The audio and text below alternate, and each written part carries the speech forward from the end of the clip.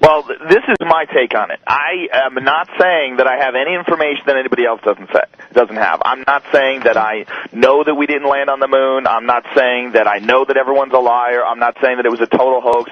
All I'm saying is when I look at all of it, when I look at the photographic evidence, or I look at the fact that we haven't been back since 1972, when I look at the fact that no humans except the Apollo astronauts have ever gone through the Van Allen radiation belt, the fact that no one's even done a flyby around the moon since then, it seems weird to me. When I look at the press conference and I see Buzz Aldrin and Neil Armstrong and Michael Collins nervous and weird and obviously like being deceptive after they came back, I go, what is that? I look at all that stuff. When I look at the video footage that Bart Seabrook character, who's clearly out of his mind, for sure. And so is that Renee guy, so are a lot of those guys. But sometimes, occasionally, someone who's clearly out of their mind has a point. If you can sift through all their BS and look at all the crap that they say and run it through a filter, every now and then they'll say something, oh, well, this guy's wrong about almost everything, but is he wrong about that? Now, when I look at that video, and some of the video that Seabrook has,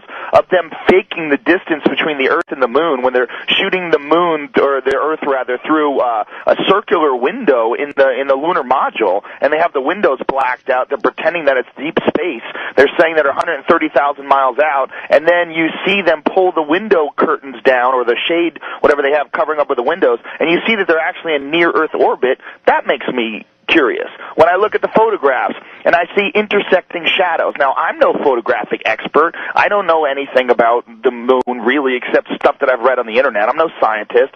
But when I see intersecting shadows that seem to show some sort of a different light source, or more than one light source, it looks odd to me. When I see that those crosshairs aren't over all the images, it looks cut and cropped to me. When I look at some of the photographs of the moon, I have this gigantic coffee table book, and it's all, a NASA book, and it's beautiful pictures of the moon and all these different photographs. Well, when I look at some of them, they look obviously fake. They look cut and cropped. And I'm not saying I know they are. I'm not saying I have any special information. But I'm an open-minded person, and when I look at it, I say, look, I know I sound like a retard. I know I sound like a crackpot. I know saying that, the Earth is hollow, there's dinosaurs inside of it, I'm sure. It's very similar to saying I don't think people landed on the moon. But you know what? I don't think people landed on the moon. No human being ever, since the Apollo astronauts, has gone more than 400 miles up. That's about right, yeah. That's ridiculous. 260,000 miles there and back, and the best they can do since 1972 is 400 miles? Yeah. And now, while you're saying it's ridiculous because you can't believe it, I think it's ridiculous because I can believe it very well. But it's not like they're not spending money. And they keep talking about going back, but they talk about going back in 2020. Why go back in 2020 when you could just... That's the other problem. They don't have the telemetry data from the Apollo 11. Isn't that like the most important data? Isn't that like the most important thing? A huge technological achievement. They landed a man on the moon, brought him back, and they're missing the telemetry data? 14,000 something reels? They're missing... A lot of that stuff was not... Because you can't fake it. You can't fake the telemetry data. One of the things that's most irritating about this conspiracy theory for someone like me is that a lot of this stuff is really subtle and complicated. And 14,000 reels of telemetry data for the most technological achievement in human history that's not stored in the Smithsonian Institute, it's not stored in NASA Vault, it's not labeled, it's not under lock and key, it's not in a gold vault. There's nothing weird about that. I can't say anything about 14,000 reels. I don't know the number, and so it's like 13,000 or 14,000. I forget. Either way, it's more than 100, which is crazy. You've lost more. If you lost more than 100 of the telemetry data, that's insane. A lot of the stuff was owned by contractors. It was shelved. They weren't paid to store it, and it went NASA. away. It's NASA. NASA lost it. This is the hard footage. NASA is not just NASA. NASA is civil servants. NASA is 10 different contractors. There was Northrop Grumman. There was North American. Nice. Yeah, Grumman lost all their stuff. So did Boeing. They lost all their information too on the moon buggy, on the lunar module. They lost all that stuff. How convenient. It's another argument brought up by conspiracy theorists. Not to me. Each one of these missions, each one of these lunar landers was different. It's not like they designed a car and then just cranked them out. They had an overall design, and then each one was different. Each one they had to note all of these changes and everything, and it was all done on paper. I gotta tell you, Phil, I'm not done with you, bitch. This is again, we haven't even got into solar flares. The apex of a 20-year solar cycle happened while the Apollo landings were going on. Those people would have fried up there, baby. This is Rocky. This is Rocky. Joe did not have a chance. Joe is holding his own. Yes, there has to be another installment. Joe Rogan, Phil Plait, CBS Radio. This is Pendulum. If I went for NASA, I'd fire you, bro. Speaking of flying through space, you don't think the moon landing is real? No, I don't. No. Do you?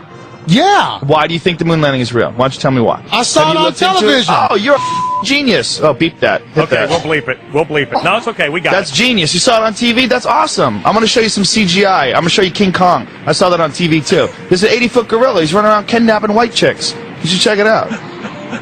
1972 was the last time a human being has been through the Van Allen radiation belt. 1972.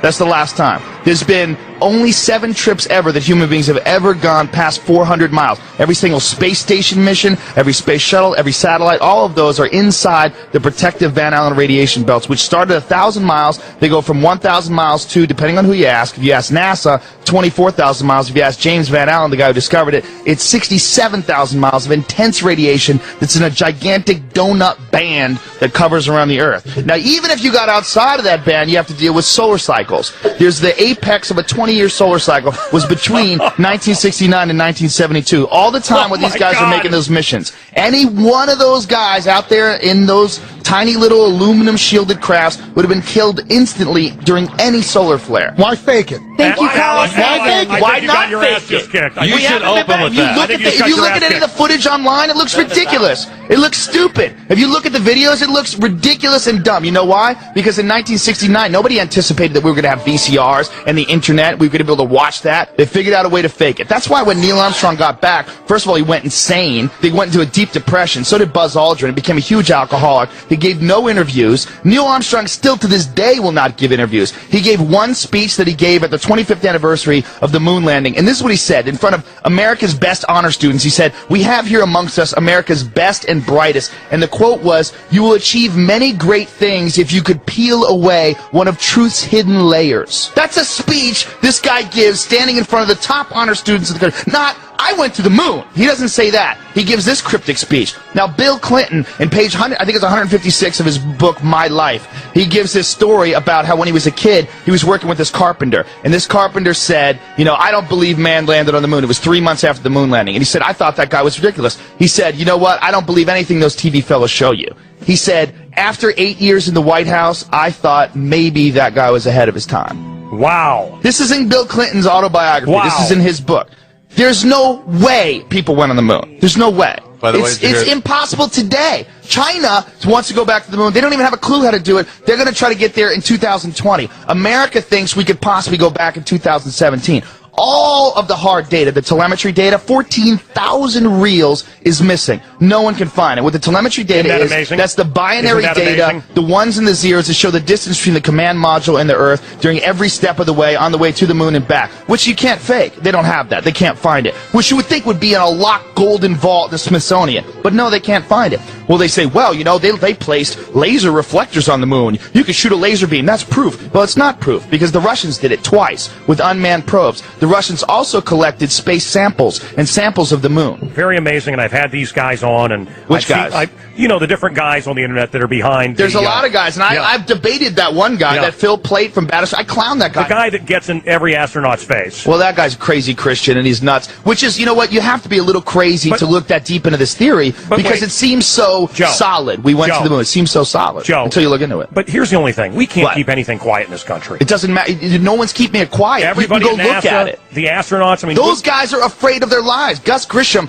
the pilot who was the guy who died on the launch pad along with 2 of his friends, he was a public critic of NASA. He put a lemon, he hung it on the simulator, put a lemon and put it on a hanger and hung it. He was dead in that same cockpit. He died like 2 weeks later. He burned to death inside of that. They were terrified. This is a matter of life and death. These guys were in the middle of a huge Cold War between Russia, and they wanted to show that America had technological superiority. The race to the moon landing, all that stuff is not about going to the moon and collecting things. It's about military superiority. It's about the ability to do things with military technology. All that stuff they use for NASA, all the stuff they use for the stealth bomber, the space shuttle, all those missions, it's not for philanthropy missions. That's to fuel the military-industrial complex. The machine behind this is all the military. And getting to the moon first is making a statement that we have military technological superiority over Russia, and that's what they did. Is Bigfoot real?